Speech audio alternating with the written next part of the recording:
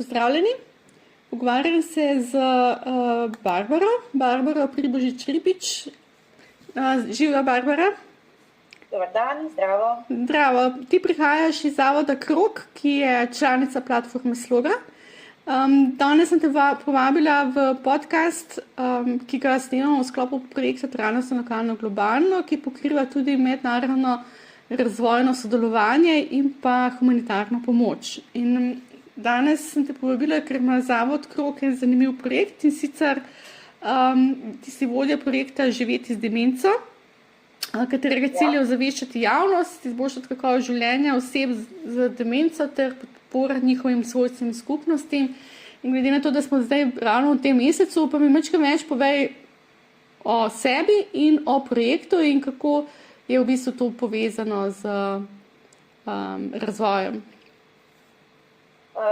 Če začnem najprej čisto iz čiste baze, zakaj sem tukaj, oziroma imam to srečo, da sem trenutno del zavoda Krog, ki dejansko že od leta 2008 pod vodstvom Mine Hadžić zelo uspešno implementira različne projekte, ki so od humanitarnega dela, ekonomske pomoči, pomoči in pa izobraževanja mladostnikov, otrok in tako dalje. In eden od njih je pač tudi nekako zdravje in počutje, en del, ki ga delamo, je zdravje in počutje. In del tega je, projekt Živeti z demenco, ki je v bistvu že drugi del projekta. Sam Živeti z demenco se je začel na severu Črne Gore. Zakaj smo se z našim mednarodnim partnerjem, črnogorsko nevladno organizacijo Impuls, odločili za ta del oziroma za to obliko pomoči. Namreč prvo lokacijsko Črno Goro vsi poznamo po Budvi in Podgorici, kjer poznamo čudovite hotele, kjer poznamo super plaže, Herceg Novi, zabava, muzika, denar. Medtem pa, ko je sever Črne Gore, dobesedno Bogu za nogo, zelo zabačen, brez pravih cestnih povezav, skratka, kot da prideš 20 let nazaj. Jug in sever Črne Gore nimate nič skupnega. No, in na tej lokaciji, to pa ni še vse. Sama Črna Gora se nekako caplja za Evropsko unijo v zvezi z, različnim dojemanjem bolezni, ki so sodobnega tipa. Ena med njimi je seveda tudi demenca, za katero še zdravstveni delavci včasih rečejo, da ni bolezen, ampak normalen proces staranja, kar je velika in debela laž. In enostavno smo poskusili, pogledali, kakšno je stanje v Črni Gori in ugotovili, da praktično Črna Gora nima niti registra ljudi, kdo sploh ima demenco, sploh ne registrira oziroma te bolezni sploh ne išče pri svojih pacientih. Torej, to je alarmantna zgodba, glede na to, da po uradnih statistikah trenutno, kako se demenca širi, vsake 3 sekunde najdemo nekoga, ki ima demenco na svetu, da zdaj nekako na svetu živi cirka 55 milijonov ljudi z demenco in da pričakujemo, da je to nekako bolezen epidemioloških razsežnosti, da bo leta 2050 kar 139 milijonov nekako ljudi to bolezen tudi imelo. V Črni Gori se pa delajo, da bolezen praktično ne obstaja, ker je niti v registru ne more se prijaviti, za nič ne obstaja nobena prava pot, oziroma kako si pomagati. Zato smo začeli z prvim projektom, torej projekt Pravica na dostojanstveno staranje v Črni Gori, je nekako se raztezala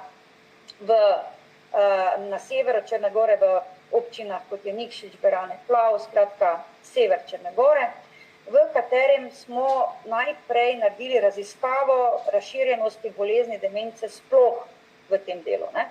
In nekako, če bi povedala vse v enem stavku, smo ugotovili, da je nekako razširjenost čisto enaka kot v vseh ostalih deželah, da statistično gledano ne odstopa in da je enostavno tako razširjena, kot je tudi pri nas.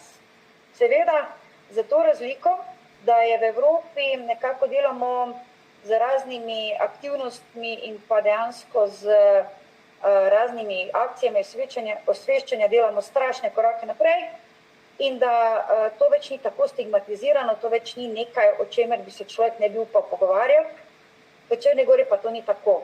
Našli smo strašne statistike, v katerih so ljudje še vedno nekako sramotno zaznamovani, če njihovi svojci opazijo, da nekaj več nima, da jih ponavadi skrivajo, da v bistvu ni veliko institucij, ki bi se ukvarjale z, bom rekla, z dementnimi ljudmi, da obstaja absolutno premalo kapacitet, kamor bi lahko ljudi potem, bom rekla, tudi varno pospravili, ko pridejo v faze, kjer je potrebna pomoč, ki je več ne moramo imeti doma.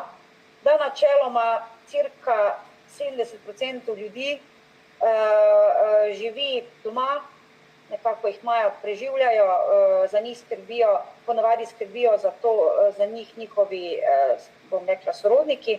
Največkrat so to njihovi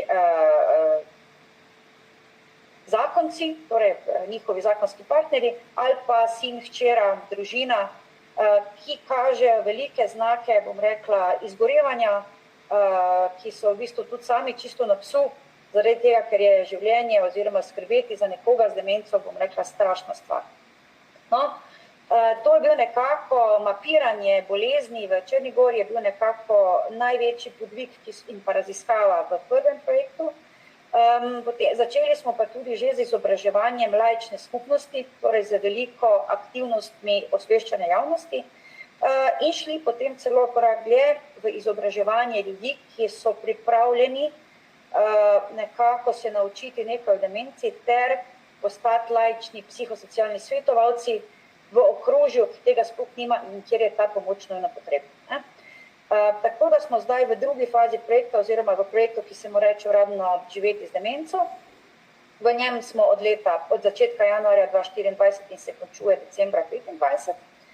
Z njim pa smo šli še korak dlje, tako da imamo trenutno izobraženih 31 prostovoljcev, ki so v stanju nuditi psihosocialno pomoč tako družinam obolelih z demenco in pa družinam tistih, ki so največji del, bom rekla, najbolj ogroženi s tem, to so starejši od 65 let, in pa seveda osebam, ki jih je demenca nažalost že oplazila in ki imajo demenco že diagnosticirano.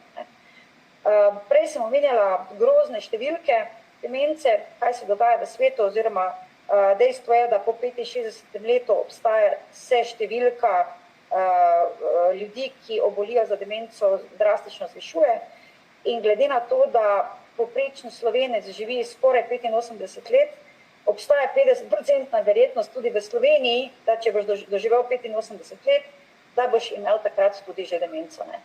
Če pa demence ne boš imel, pa načeloma obstaja 50% verjetnost, da boš ti ta, ki bo dementnega človeka oskrboval. Torej, groza in strah. Enako je v Črni Gori, enako je povsod. Zakaj do tega pride? Do demence ali do tega, da stigmatiziramo? Prvič do demence. Do demence, ja. Demenca je bolezen možganov. In v bistvu ni napravljanje, ni enostavno posledica samo enostavnega staranja, ampak načeloma je tu v možganih informacije prenašajo tako imenovani neurotransmiterji. In če se lahko predstavljate, to so nekako vezi, ki se med določenimi sklopi celic, možganskih celic, povezujejo. Tam se naredijo, vsakič, ko ti na nekaj pomisliš, se naredi neka vez. In te vezi ostanejo, počasi umirajo, seveda z leti se delajo vedno bolj počasi, tudi zaradi tega, ker če aktivno mi ne mislimo na nove stvari, ne delamo novih povezav. Ampak kaj se pa dogaja pri demenciji? Pri demenciji pa prihaja do plaka oziroma se neurotransmiterjeva povezava ne more narediti, ker se vmes postavi ena taka ploščica. Ploščici se strokovno, mislim, da reče neki plak, amilo, nekaj.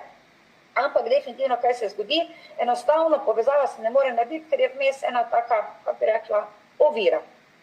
Te ovire se pa dogajajo z različnih razlogov, ker tudi demencije, koliko hočete, demenca je samo krovna beseda za niz, bom rekla, problemov, ki jih imamo lahko z možgani.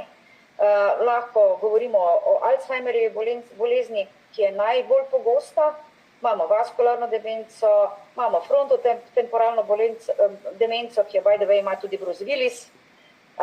In bom rekla, en trop raznih bolezni možganov, ki potem nekako se manifestirajo z istimi simptomi, ki jim pač pravimo potem demenca. Zakaj pa do tega pride? Nekaj pravijo, da če imaš gen APOE4, pa je 12-krat večje tveganje, da boš demenco tudi dobil. Če je nekdo gensko v tvoji družini to demenco imel, je še posebej mama, je tveganje tudi, mislim, da 6-krat večje. Potem pa, ne bom rekla, za starostjo se tveganje povečuje, drugače pa alkoholizem, nezdrav življenjski slog, če ste predebeli oziroma če imate uradno preveliko telesno težo, se poveča, bom rekla, šansa, da dobite demenco kar za 2-krat. Če si pa skrbnik, recimo človeka z demenco, se pa poveča šansa, da dobiš demenco kar do 6-krat. Zaradi tega, ker enostavno si izpostavljen vsemu temu, ne vemo zakaj, ampak definitivno je to, bom rekla, kar resen problem. Drugače pa posledice demenca se pojavi tudi z izgubo sluha, ker si veliko manj socialno povezan z drugimi ljudmi, torej manj imaš interakcij, manj moraš misliti, ker tudi ko komuniciraš, moraš misliti, in se enostavno začenja, bom rekla, starjenje možganov, bolezni možganov in demenca je seveda na začetku, bom rekla, veliko krat ocenjena samo kot šlamparija starejšega, po navadi, čeprav nekatere demence se začnejo tudi po prometnih nesrečah, po 40. letu, torej so povezane tudi z Parkinsonovo boleznijo, z epilepsijami, z multiplo sklerozo, torej takrat so to nekako bolezni, ki se pojavljajo, ali pa v bistvu enostavno demenca, ki pride tudi s starostjo, pa iz vseh teh razlogov, ki se mi že našteva. Tako da zaenkrat zdravila še ni. Govorijo, da obstajajo začetne, v Ameriki obstajajo različne raziskave, premalo jih je, ampak še vedno obstajajo raziskave, v katerih najdejo uspešno, sicer za velike denarje, uspešno počasi ustavljajo demenco na nivoju, kjer jo najdemo, ampak to še vedno ne pomeni, da imamo zdravilo, imamo samo blažilec simptomov in tudi ne večni. Skratka, to je ta žalostna zgodba. Torej, čeprav razumem, naša razvojna pomoč oziroma naše razvojno sodelovanje z Severno Črno Goro je v izobraževanju. Ja, absolutno v osveščanju in v izobraževanju. Na področju, kjer je stigma demence še vedno nekaj strašnega, tako kot je bila mogoče še pred 10 leti priznavanje, da imaš depresijo v Sloveniji, nekaj strašnega, tega nisi nikoli povedal, nikoli priznal, nikoli povedal, da ima to tvoja mama, ne vem, kdorkoli pač drugi, tam je pa enako.